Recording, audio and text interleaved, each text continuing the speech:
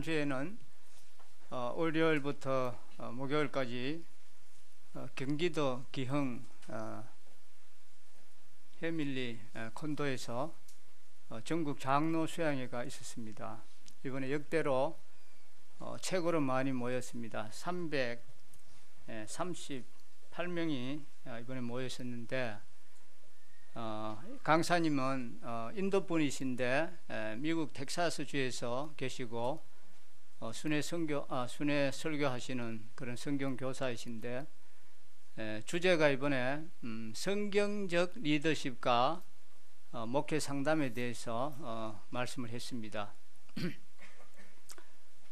그 중에서 이번에 저는 좀 보고 형태로 하는데 또 그 다 이야기할 수는 없으니까 성경적 리더십이 뭔지 그 부분을 좀 이제 제가 이제 적어왔던 걸 중심으로 해서 이제 보고 형태로 그렇게 말씀을 좀 드리도록 그렇게 하겠습니다.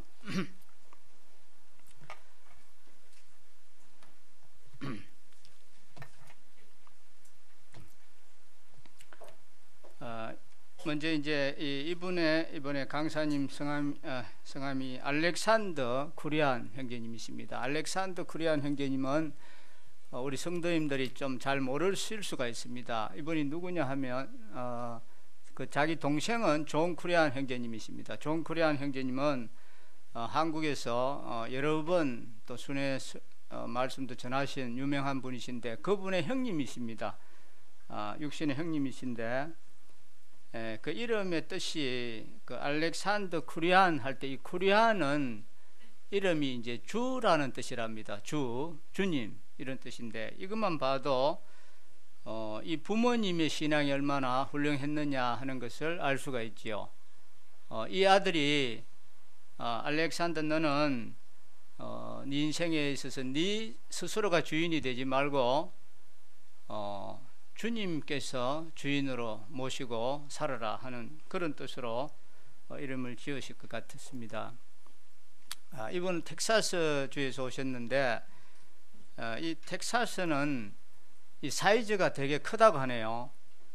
아이스크림도 아주 크고 뭐 피자도 굉장히 크고 또 햄버거도 크답니다. 사이즈가 아주 큰 데가 이 텍사스인데, 그래서 거기에 가면 텍사스 감사합니다 하는 그런 문구가 있답니다. 거기서 오셨다고 하는데, 이분은 이제 40년 동안 전임 사역을 하면서 많은 나라를 순회하면서 하나님 말씀을 가르치고 또 교육하고 또 복음을 전하시고, 또 연 1회에 한 번은 그 인도를 방문해서 사역을 하고 그렇게 하시는 훌륭하신 분이십니다.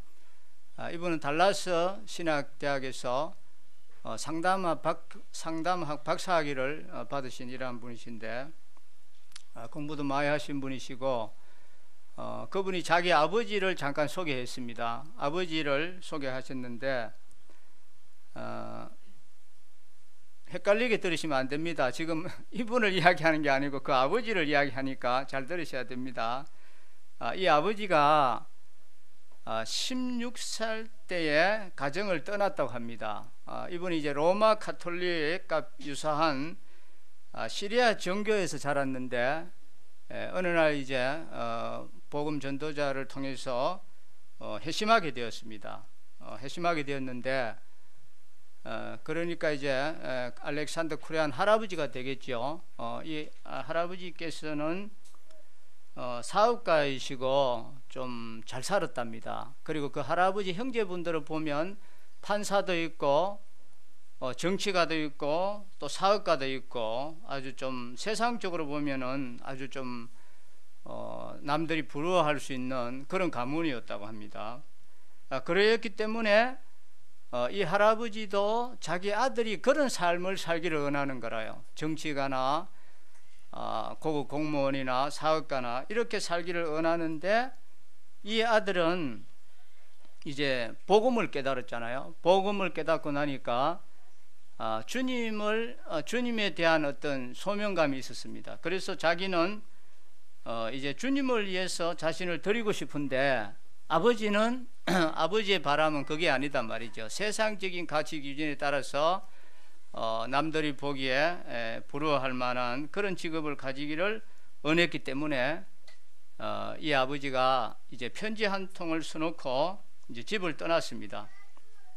집을 떠나서 18세 때 이제 전임 사역을 하게 되고 인도에 이제 성경 교사로서 서임 받았던 그런 참 훌륭한 가정이었습니다. 그런 훌륭한 아버지 밑에서 또 여러 자녀가 있었는데 그 중에 이제 유명한 설교자가 2명이 나왔습니다. 알렉산더 쿠리안, 또 동생들은 존 쿠리안 형제님도 있고 또 아마 다른 형제분들도 있을 줄로 생각하는데 참 훌륭한 그런 분이셨고, 이 아버지는 인도에서 아주 유명한 그런 설교자였다고 합니다.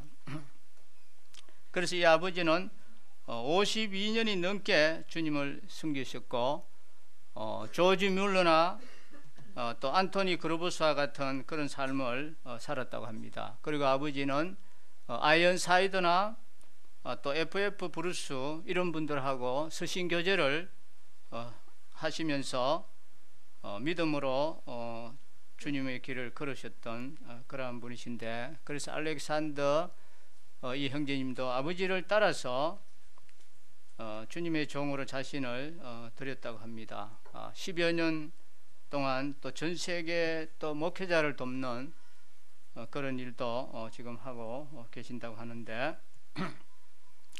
그리고 또 이제 알렉산더 쿠리안 이 형제님 자매님도 아주 보통 분이 아닙니다. 이 자매님도 브레드린의 4대째랍니다. 브레드린의 4대째이신데 아버지도 굉장히 음하게 자기 자녀들을 신앙 교육을 했고 가족들이 모여서 늘 같이 성경 한 장 읽고 아버지가 간략하게 이제 성경을 해석해 드리고 또 자녀들이 돌아가면서 짤막짤막하게 기도를 하고 이런 식으로 아주 신앙 교육을 잘 받으신 그러한 분이신데, 알렉산더 쿠리안 형제님에게는 2 자녀가 있습니다.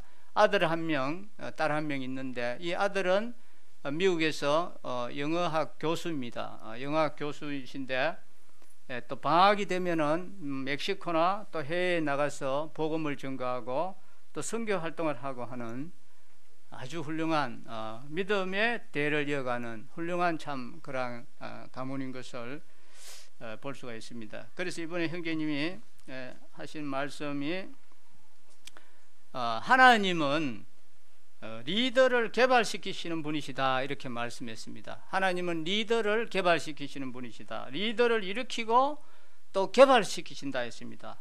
하나님은 그때마다 그 시대를 보면 아브라함을 부르시고 또 그 이후에는 또 모세를 부르시고 여호수아를 부르시고 갈렙을 부르시고 위대한 사사들을 부르시고 위대한 선지자들을 부르시고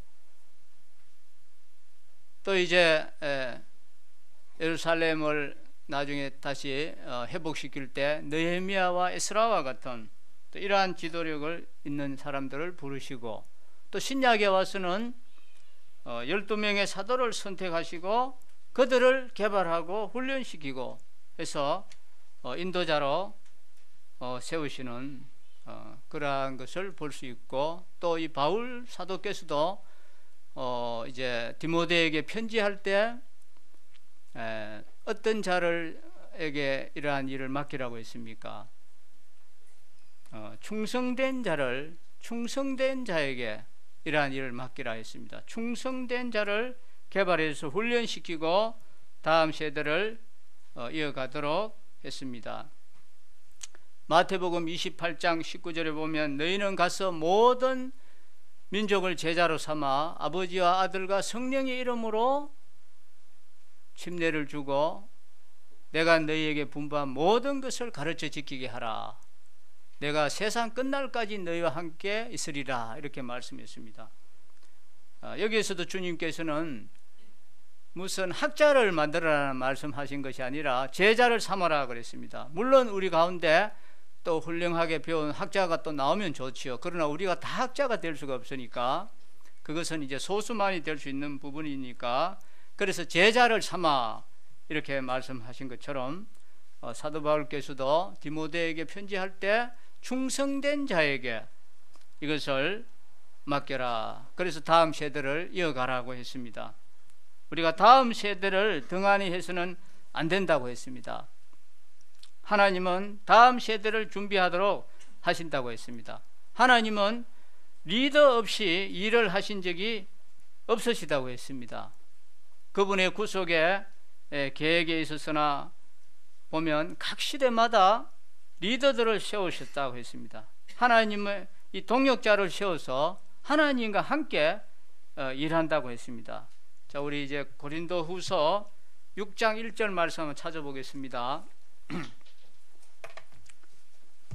고린도후서 6장 1절 말씀입니다.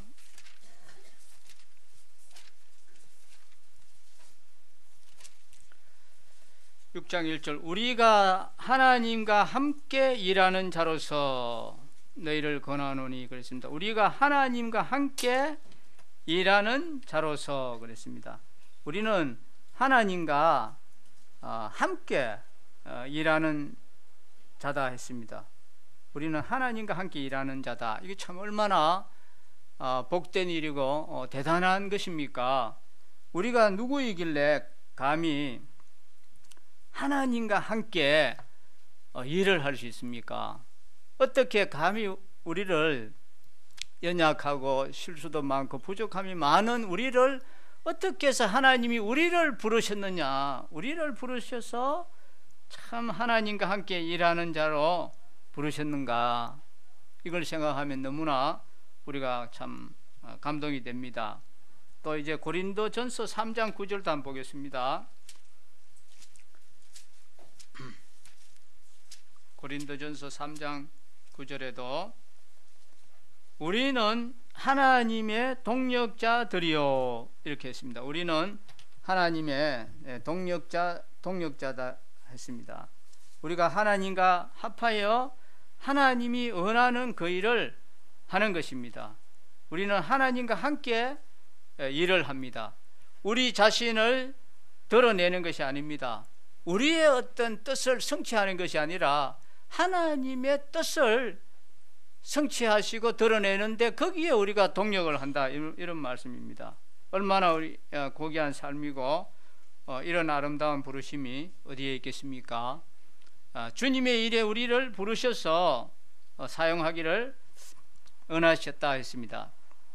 자, 이제 또 한 말씀 찾아보겠습니다. 마가복음 16장 20절 성경을 좀 찾습니다. 마가복음 16장 20절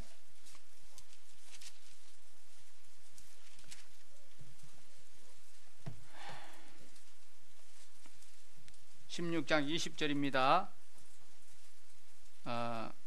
19절부터 읽겠습니다. 주 예수께서 말씀을 마치신 후에 하늘로 올려지사 하나님 우편에 앉으시니라. 제자들이 나가 두루 전파할세 주께서 함께 역사하사 그 따르는 표적으로 말씀을 확실히 증언하시니라 그랬습니다. 제자들이 나가 두루 전파할세 주께서 함께 역사하사 그 따르는 표적으로 말씀을 확실히 증언하시니라 했습니다. 우리가 주님이 일을 할 때 주님이 우리와 함께 하십니다. 주님은 일꾼들이 얼마나 수고하고 애쓰는 것을 다 알고 계십니다. 주님께서 그들과 함께 하셨습니다. 주님이 우리를 부르셔서 일을 하게 하신다면은 주님이 나와 함께 역사하십니다. 또 때로는 그 따르는 표적으로 그들이 사도이고 주님과 함께 하심을 나타냈다고 했습니다. 이 시대는 그런 많은 초대교회 때와 같은 그런 표적이나 이적은 잘 우리가 볼 수 없습니다. 그때는 그러한 일들이 많이 있었죠.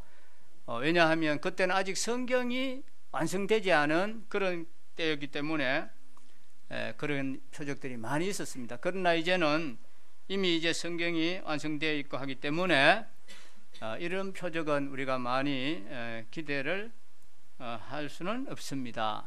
그렇지만 그렇다고 해서 이 시대에는 이런 표적이나 이러한 것들이 전혀 일어나지 않느냐? 그것은 아닙니다. 선교지에서는 이러한 일들이 일어날 수 있고, 선교지가 아니더라도 하나님이 특별한 어떤 경우에는 이런 일도 지금도 하실 수 있다는 것입니다. 저희가 이번에 2월 5일에서 15일까지 이스라엘 성지순례를 갔을 때 거기 가이드 그분이 그런 이야기를 했습니다. 요즘은 이스라엘 성지순례에 인도네시아 사람들하고 이 나이지리아 사람들이 많이 온다는 겁니다. 그런데 이 나이지리아의 사람들이 많이 오는 그 이유 중에 하나를 그분이 이야기를 해주셨는데, 나이지리아 국왕의 딸이 아주 희귀한 병에 걸렸답니다. 그래서 이제 뭐 미국이고 어디고 아주 유명한 실력 있는 의사는 다 찾아가서 그 병을 고쳐보려고 했지만 그것은 거의 희귀병이고 불치병에 가까워서 고칠 수가 없었습니다. 그래서 무슨 또 뭐 주술하고 하는 점술가나 이런 사람도 다 찾아다녀 봤지만 고칠 수가 없었습니다. 그래서 이제 왕이 낙담하고 있다는 이러한 이야기를 듣고 어느 목사님이 이 이야기를 듣고 이제 그 국왕에게 이제 이야기를 했습니다. 국왕님, 제가 이 딸을 위해서 기도해도 되겠습니까? 하니까 이 국왕님이 여태까지 다 찾아봐도 이 병을 못 고쳤는데 기도해 달라고 했습니다. 그래서 이분이 목사님이 이제 이 딸을 위해서 기도를 했는데 이 병이 나았습니다.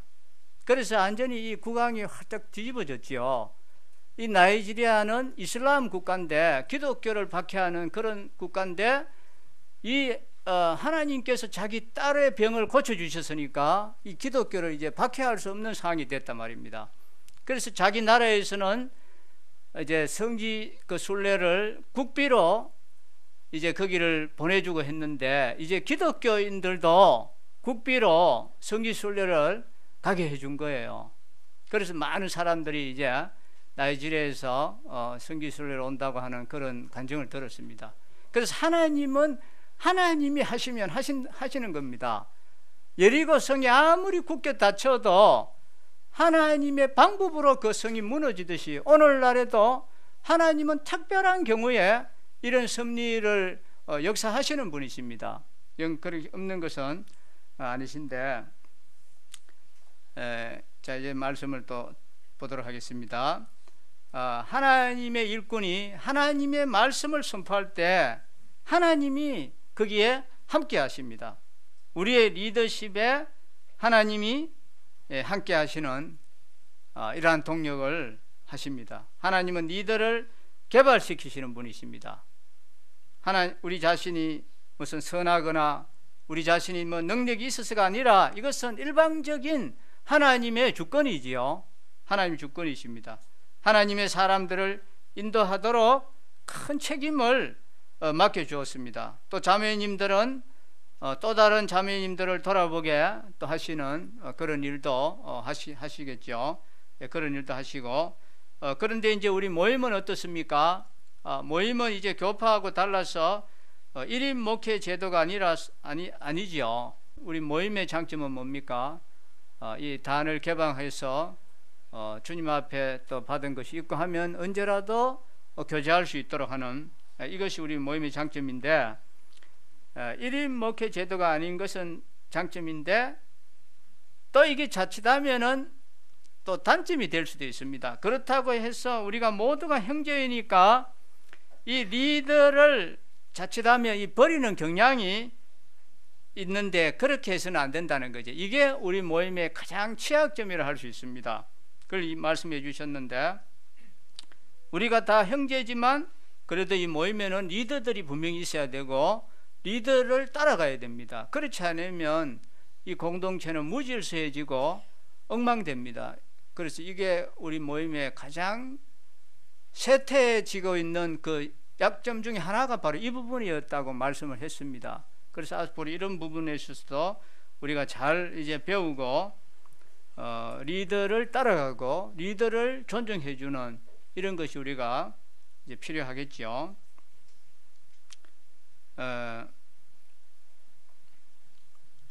이제 성경의 리더십, 성경적 리더십은 어떤 것이냐?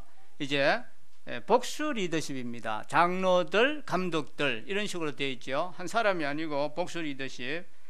그리고 이번에 이분이 특히 좀 강조했던 말씀은 그것보다도 물론 그 부분도 했지만 그것보다도 이분이 강조를 많이 했던 것이 바로 목양적 리더십이다. 이 말씀을 많이 했습니다. 돌보는 리더십이 필요하다 했습니다. 이 형제님이 또 얼마 전에 이제 아프리카 케냐를 한 2년 전에 또 방문해서 거기에서 이제 이 리더십 세미나를 했습니다. 침례교회 목사들도 많이 와서 자기 교회에 와서 이 세미나를 하라고 했습니다.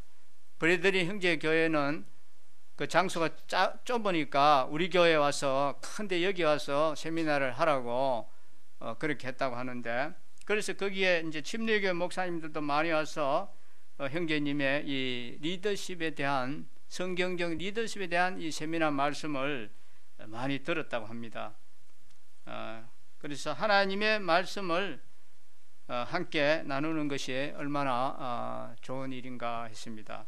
다음 세대 리더들을 훈련해야 된다 했습니다. 성경적인 가르침을 베풀어야 한다 했습니다.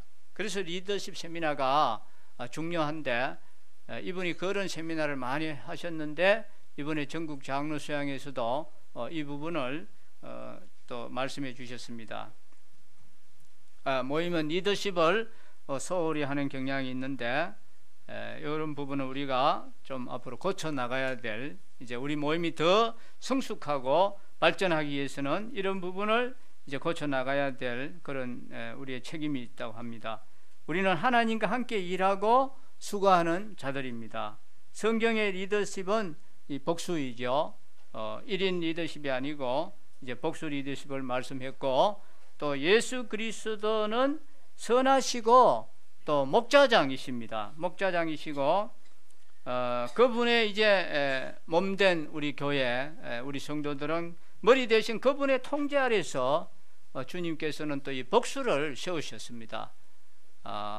1인으로 할 때는 많은 문제점이 생기기 때문에 하나님이 그걸 잘 아셨기 때문에 이 복수를 세웠습니다. 그래서 미국에도 지금 교파나 또 이 복음적인 교회는 성경을 보니까 이 복수 장로제가 있는 걸 자기 눈으로 이제 확인하니까 많이 이제 이 복수 장로제로 가는 경향이 많이 있다고 하네요. 성경을 읽어보면서 자기들의 잘못을 이제 교정해 나가고 있다 이렇게 말씀하시는데, 첫 번째는 이제 복수 장로제, 두 번째는 이제 어떤 리더십이냐 하면 섬기는 리더십이어야 한다 했습니다. 독재자가 아니라 섬기는 자여야 된다 했습니다. 자, 이제 또 말씀 한번 찾아보겠습니다. 요한복음 13장 4절 5절 보겠습니다. 요한복음 13장 4절 5절.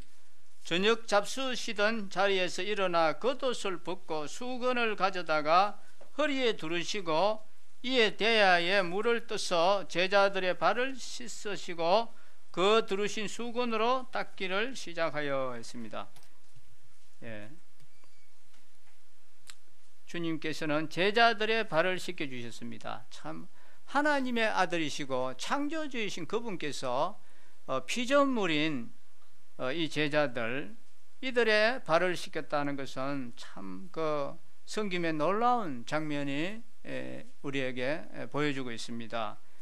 우리 주님은 삶과 가르침에서 본을 보여주신 그런 분이시지요. 자, 또 말씀 한 구절 또 찾아보겠습니다. 이번에는 마가복음 10장 45절 찾아보겠습니다. 마가복음 10장 45절에 인자가 온 것은 섬김을 받으려 함이 아니라 도리어 섬기려 하고 자기 목숨을 많은 사람의 대속물로 주려 함이니라 했습니다. 인자에 온 것은 섬기려 오셨다. 섬기려 오셨다. 그러니까 섬기는 리더십이 되어야 된다. 장로는 무슨 군림하고 뭐 고집 피우고 독재자와 같은 그런 것이 아닙니다. 섬기는 자세가 되어야 된다. 인자가 온 것은 섬기려 오셨다.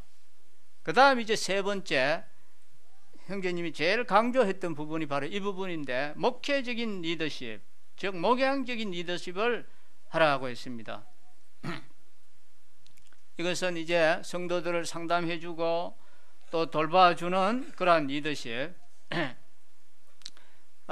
2년 전에 이분이 아프리카 케냐에 가셨다고 했는데 13년째 가고 있습니다. 지금 13년째 거기를 다니시는데, 성경적인 장로들은 바로 이 목양적인 리더십이어야 한다, 이 말씀을 했습니다.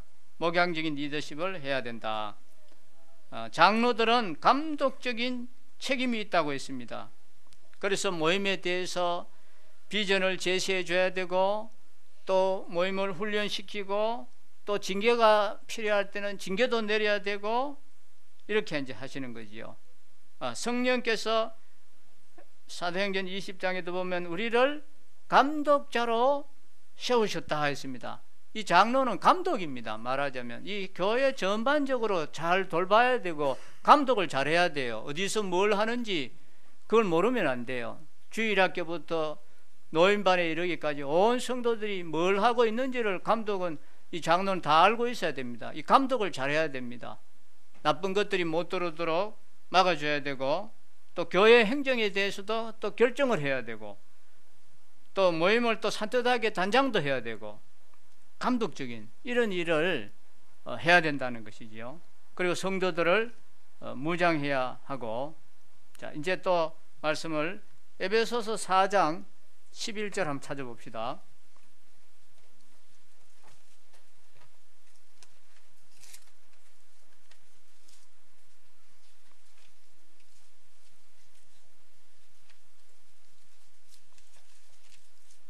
(4장) 11절 12절 읽겠습니다. 그가 어떤 사람은 사도로, 어떤 사람은 선지자로, 어떤 사람은 복음 전하는 자로, 어떤 사람은 목사와 교사로 삼으셨으니, 이는 성도를 온전하게 하여 봉사의 일을 하게 하며 그리스도의 몸을 세우려 하심이라 했습니다. 사도로, 또 선지자로, 또 복음 전하는 자로, 목사와 교사로 삼으신 것은 이 사람들이 다 일을 하고 성도들은 그냥 노는 것이 아니라, 이 성도를 온전케 해서 성도들이 봉사하게 하도록 하는 이 일을 하는 겁니다. 장로들이 다 일을 하는 게 아니라, 장로들은 성도들을 교육시켜서 성도들이 그 일을 하도록끔, 성도를 온전케 해서 봉사의 일을 하게 하며 그리스도의 몸을 세우심이라 했습니다. 가르치고 무장시키고 그들을 훈련시키고 그들이 일하도록 하는 것입니다. 목양적인 사역이 필요한 것입니다. 감독적인 책임이 있고, 또 목양적인 책임, 성도들을 무장시키고 또 상담을 통해서 다른 사람들을 세워주는 이런 일을 하는 것이지요. 하나님과 함께 동역을 하는 것입니다. 영혼을 돌보는 것은 바로 이 살리는 사역입니다. 영혼을 낙담시키고 상처를 입히고 실족케 하고 하는 그런 것이 아니라, 성도들을 상담을 통해서 이 성도들을 세워주고 살려주는 이 일이 이제 목회적 이제 상담이 되겠습니다. 목회적 리더십입니다. 하나님과 동역하는 것, 영혼을 돌보고 살리는 사역. 어려운 문제가 있으면 문제를 도와주고, 또 치료를 해주고 해결받도록 해주고 하는 이런 사역이지요. 자, 이제 마태복음 4장 18절 한번 찾아봅시다.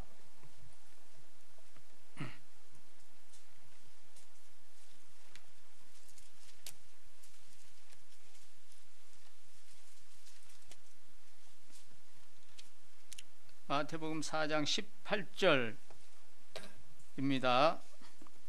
갈릴리 해변에 다니시다가 두 형제 곧 베드로라 하는 시몬과 그의 형제 안드레가 바다에 그물 던지는 것을 보시니 그들은 어부라.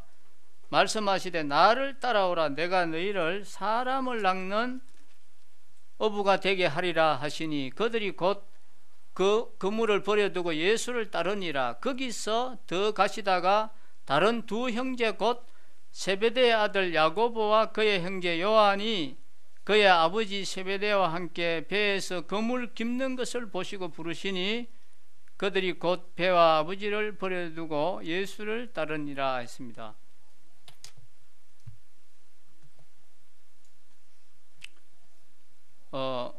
주님께서는 그물을 던지는 이 베드로와 그의 형제 안드레를 보고 부르셨습니다. 그리고 조금 가다가 또 그물을 깁는 요한과 그의 형제 야고보를 또 부르셨습니다. 이것은 주님께서는 이 미래의 사역을 다 보았다는 것입니다. 미래의 사역을 다 보신 것입니다. 이 그물을 던지는 것은 전도하는 것입니다. 먼저는 전도를 해야 됩니다. 이 사람을 낚는 어부가 되게 해주겠다 했습니다. 이제 고기를 잡았으면 이 고기가 도망가지 않도록 그물을 잘 수선해주고 수리를 잘해야 됩니다. 그물에 구멍이 나면 고기 아무리 잡아도 다 빠져나가지 않습니까? 그래서 그물을 잘 수선하고 이 깁는 사역. 자, 이제 요 깁는 사역이 좀 어떤 것인지 또 한 말씀 보면 갈라디아서 6장 1절 한 말씀 보겠습니다. 갈라디아서 어떤 것이 깁는 사역인지 갈라디아서 6장 1절에 보시면 형제들아 사람이 만일 무슨 범죄한 일이 드러나거든 신령한 너희는 온유한 심령으로 그러한 자를 바로잡고 너 자신을 살펴보아 너도 시험을 받을까 두려워하라. 범죄한 일이 드러나거든 신령한 너희는 온유한 심령으로 그러한 자를 바로잡고, 이 바로잡는 게 바로 이 그물을 깁는 것과 같은 그런 언어로 쓰였습니다. 이 언어는 그게 같은 말입니다. 바로잡는다. 또 그 뼈가 어긋나는 거를 뼈를 바르게 맞추는, 아이들 뭐 팔이 빠지고 있을 때 팔을 다시 끼우지 않습니까? 그것처럼 이 뼈가 어긋나는 것을 뼈를 바로 끼워 맞추는, 이게 똑같은 언입니다. 어거린 뼈를 맞추고 그물을 깃고 수리하고 무장시키고 성도를 온전케 하는 게, 온전케 한다는 게 바로 이런 뜻입니다. 망가진 것을 수리하고 고쳐주는 것. 베드로를 부르시고 안드레를 부르시고 그들을 통해서 이제 전도가 되게 하시고 또 요한 야고보를 불러서 이제 목양적인 사역을 할 수 있도록 성도들을 돌보고 또 치료해주고 상담하고 세워주고 이 일을 할 수 있도록 주님은 다 필요한 사람들을 부르셨습니다. 목양 사역을 통해서 사람들을 회복시키기 위해서 너희를 불렀다 했습니다. 이 일을 잘하도록 우리가 또 기도해야 되는 것입니다. 하나님의 말씀에 충만해야 됩니다. 먼저 이런 일을 하려면 내가 먼저 하나님 말씀으로 충만하지 아니하면 하기가 어렵습니다. 어떠한 상황에 어떠한 처지에 있더라도 거기에 맞는 하나님의 말씀으로 우리가 교제할 수 있는 이러한 데까지 이제 가야 되겠죠. 하나님 말씀이 충만해야 되고 영혼을 얻고 영혼을 회복시키는 이러한 일. 그 다음 또 한 말씀, 이제 어떻게 베드로를 이제 사용하시는지 한번 보겠습니다. 누가복음 22장 말씀입니다. 22장 31절에 22장 31절 시몬아 시몬아 보라 사탄이 너희를 밀가부르듯 하려고 요구하였으나 그러나 내가 너를 위하여 내 믿음이 떨어지지 않기를 기도하였노니 너는 돌이킨 후에 내 형제를 굳게 하라 그랬습니다. 이 베드로는 내가 주님 죽을지라도 부인하지 않겠습니다. 다른 사람은 다 주를 버리고 부인하더라도 나는 그렇게 하지 않습니다.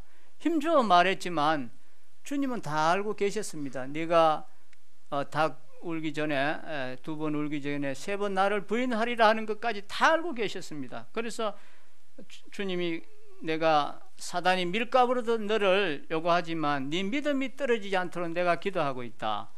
근데 이제 돌이킨 후에 내 형제를 굳게 하라 그랬습니다. 베드로가 실수하고 넘어지고 다 그렇게 했지요. 그러한 가운데도 주님은 다 알고 계셨습니다. 그래서 이제 돌이키고 났으면 네 형제를 굳게 하라 하는, 이게 목양적인 사역인 것입니다. 자, 이제 또 요한복음 21장 찾아봅시다. 하나님이 베드로를 사랑하시고 주님께서 사랑하시고 일하시는 것을 볼 수 있는데, 요한복음 21장 15절의 말씀, 그들이 조반 먹은 후에 예수께서 시몬 베드로에게 이르시되 요한의 아들 시몬아, 내가 이 사람들을 보다 나를 더 사랑하느냐 하시니 이르되 주님 그러하나이다. 내가 주님을 사랑하는 줄 주님께서 아시나이다. 이르시되 내 어린 양을 먹이라. 이렇게 했습니다. 내 어린 양을 먹이라. 이것이 하나님께서 이 베드로를 부르신 그 목적입니다. 내 어린 양을 먹이라 하니까 이제 16절도 보시겠습니다. 또 두 번째 이르시되 요한의 아들 시몬아, 내가 나를 사랑하느냐 하시니 이르되 주님 그러하나이다. 내가 주님을 사랑하는 줄 주님께서 아시나이다. 이르시되 내 양을 치라 하시고, 이제 또 내 양을 치라 했습니다. 양을 치라 했습니다.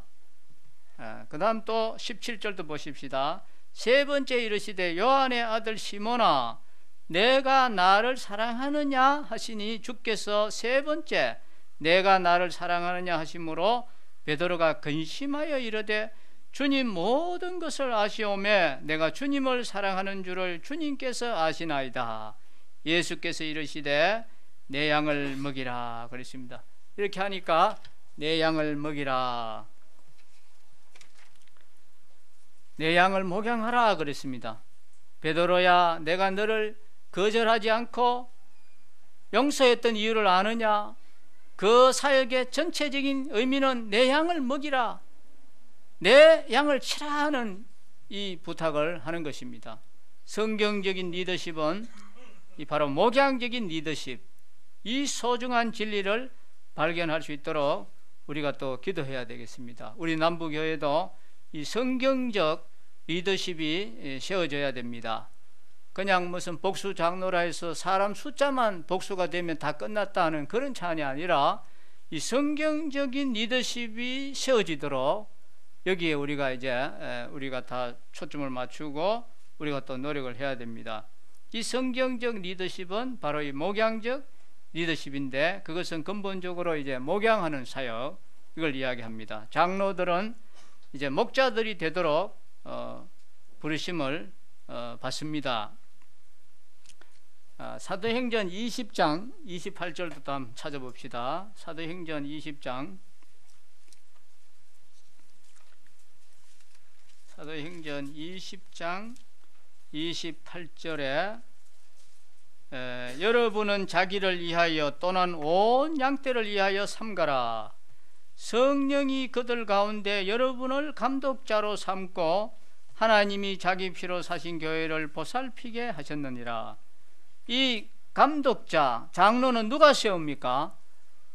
하나님이 세웁니다. 이 성령께서, 성령이 그들 가운데서 여러분을 감독자로 삼고, 이 성령 하나님께서 세우시고, 이 성령 하나님을 통해서 또 인간의 우리가 거기에 또 책임을, 그걸 우리가 해야 되기 때문에 또 우리 사람을 통해서 또 세우긴 합니다만은, 그러나 근본적으로는 먼저는 이 성령이 그들 가운데서 여러분을 감독자로 삼고 했습니다.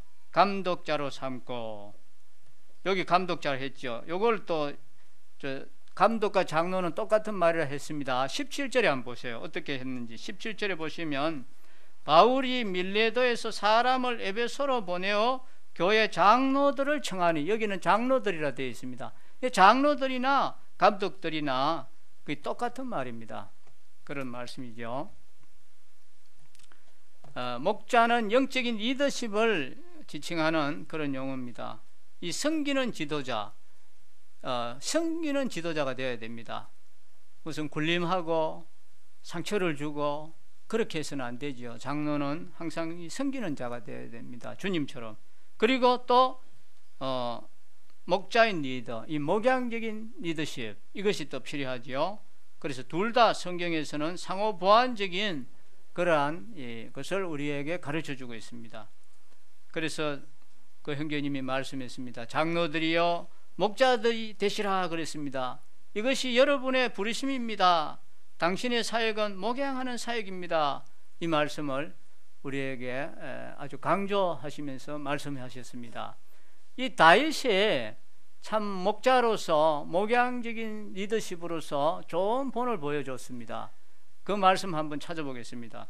시편 78편 72절 한번 봅시다.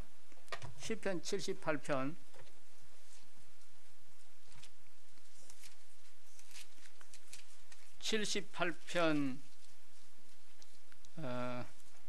72절에 이에 그가 그들을 자기 마음의 완전함으로 기르고 그의 손의 능숙함으로 그들을 지도하였도다. 이에 그가 그들을 자기 마음의 완전함으로 기르고 그의 손의 능숙함으로 그들을 지도하였도다 했습니다.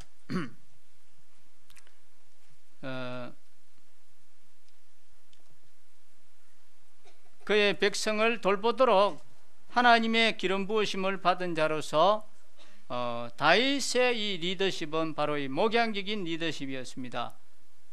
목자 리더의 두 기본적인 자격에 대해서 여기에 나오고 있는데, 먼저는 마음의 완전함이라고 했습니다. 마음의 완전함, 이것은 뭘까요? 그분의 진실함. 이 목자는 또 리더는 진실해야 됩니다.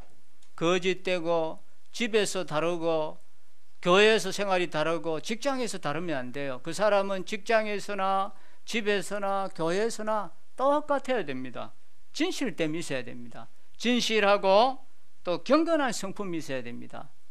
아주 그 집에서는 장로인데 교회에서는 장로인데 집에 가서는 아내를 폭행하고 그런 사람도 있단 말입니다. 경건한 이러한 성품, 진실함, 이러한 것을 가져야 된다 했습니다. 마음의 완전함이라 했습니다. 그리고 이제 손의 능숙함이라고 했습니다. 이것은 하나님께서 자기에게 주신 그 은사를 아무 노력도 안 하고 개발을 또 하지 않아가 쓸모없는 그런 사람이 되어서는 안 된단 말이죠.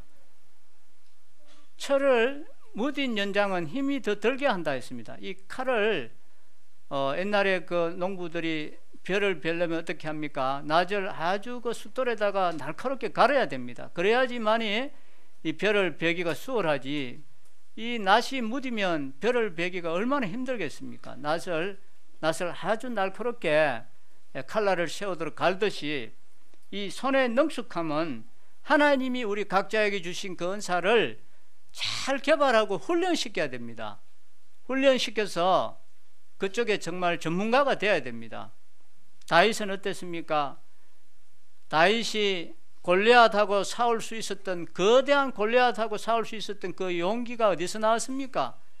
아버지 몇 마리 양을 지킬 때 사자와 곰도 쳐서 잡았습니다. 그런 경험이 있기 때문에 다윗은 거대한 골리앗이 두렵지 않았습니다. 그래서 거대한 골리앗에게 물맷돌 5개로 이마를 때려가지고 거대한 그 골리앗을 넘어뜨리지 않았습니까? 이런 것처럼 우리는 하나님께서 각자에게 주신 그 우리 다 은사가 있습니다. 그것을 잘 개발하고 전문가가 돼야 됩니다.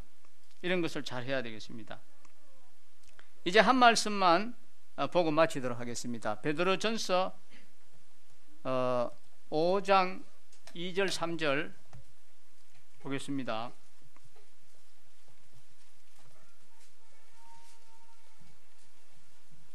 베드로전서 5장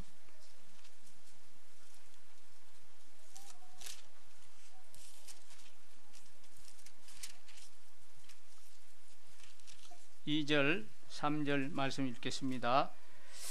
너희 중에 있는 하나님의 양무리를 치되 억지로 하지 말고 하나님의 뜻을 따라 자원함으로 하며 더러운 이득을 위하여 하지 말고 기꺼이 하며 맡은 자들에게 주장하는 자세를 하지 말고 양무리에 본이 되라 그랬습니다. 양무리에 본이 되라. 이 양무리라는 것은 작은 무리를 말합니다. 작은 무리, 부드럽고 온화하게 돌봐라 하는 뜻입니다. 부드럽고 거칠게 막 함부로 몰면 안 된다고 했습니다. 부드럽고 온화하게 다치지 않도록 잘 돌보라. 깨어지기 쉽다. 양의 하나님 양무리를 잘 돌보라 했습니다. 그래서 성경적인 리더십은 오늘 세 가지 했습니다. 첫 번째는 복수 리더십, 그리고 두 번째는 섬기는 리더십, 그 다음 세 번째는 목양적인 리더십. 그래서 하나님은 리더 없이 일을 하신 적이 없습니다.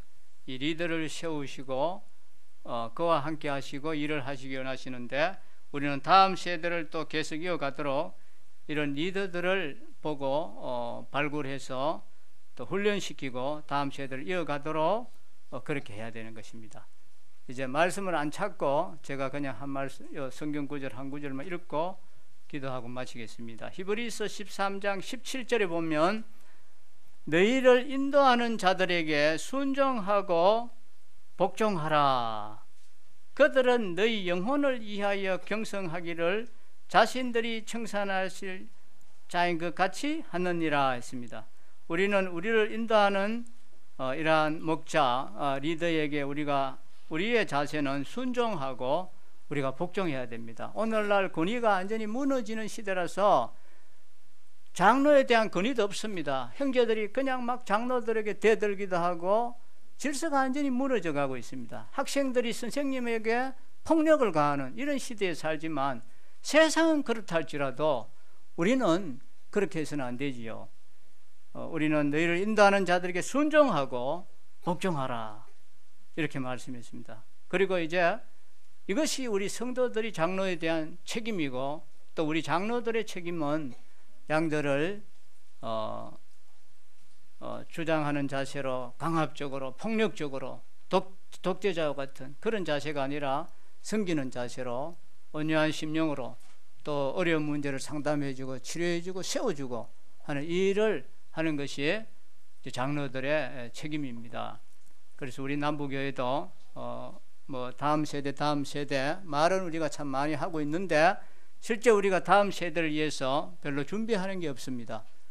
이런 부분에 있어서 우리도 또 다음 세대를 정말 우리가 어떻게 그러면 준비해야 되는지, 무슨 다 학자를 만들어라는 말이 아니라 제자를 삼으라고 했기 때문에 삶으로 가르치고 또 말씀으로도 성경 공부로도 가르치고 이를 이제 계속 해서 우리 남부교회는 역사에서 없어지는 그런 교회가 아니라 더 부흥하고 더 따뜻하고 더 좋은 교회가 될 수 있도록 우리 모두가 서로가 협력하고 돕고 그렇게 해야 되리라고 생각을 합니다. 기도하겠습니다.